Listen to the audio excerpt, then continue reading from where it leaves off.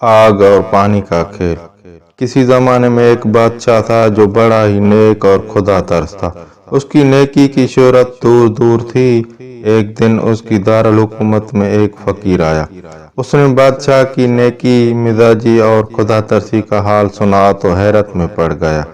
उसकी समझ में ये बात आती ही नहीं थी कि हुकूमत का इंतजाम और खुदा तरसी एक जगह क्यों कर जमा हो सकते हैं। हुकूमत तो बड़ी ही दुनियादारी का मशगला है। यही देखने के लिए वो दूर दराज का पैदल सफर तय करके आया था। जब वो बादशाह के महल के दरवाजे पर पहुंचा तो उसने इधर उधर देखा कि शायद कोई दरबान नजर आ जाए, लेकिन वहां कोई नजर नहीं था।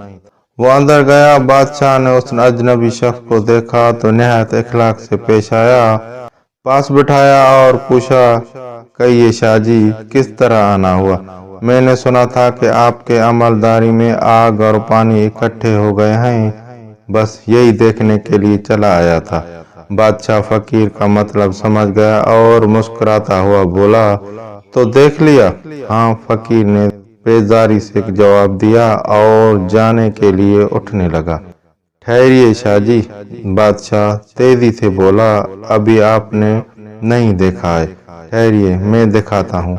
ये कहकर बादशाह ने सारे शहर में ऐलान कराया कि आज बाजार खूब सजाया जाए। हमारा एक मेहमान आज बाजार की सैर करने निकलेगा। बादशाह के हुक्म की देर थी, बस आना फाना बाजार सजकर दुल्हन बन गया।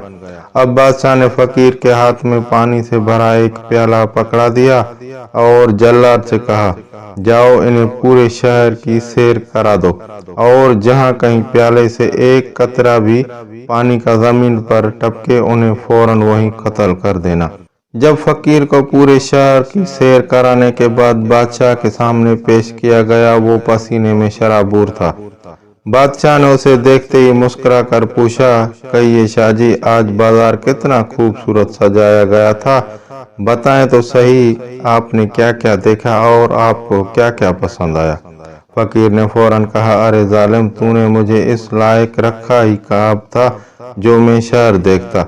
मैं तो बस इतना ही जानता हूँ कि सर पर नंगी तलवार थी और आंखें प्याले पर। कहिए, अब भी समझ में आया या नहीं? ये है आग और पानी का खेल। फकीर के होंठों पर तो जैसे ताला पड़ गया।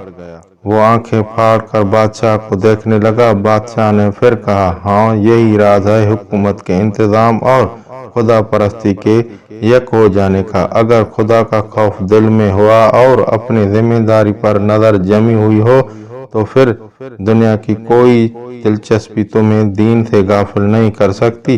दीन जिम्मेदारियों के पूरा कराने का नाम है, उनसे भागने और गारों और बयाबानों में पनाह लेने का नहीं।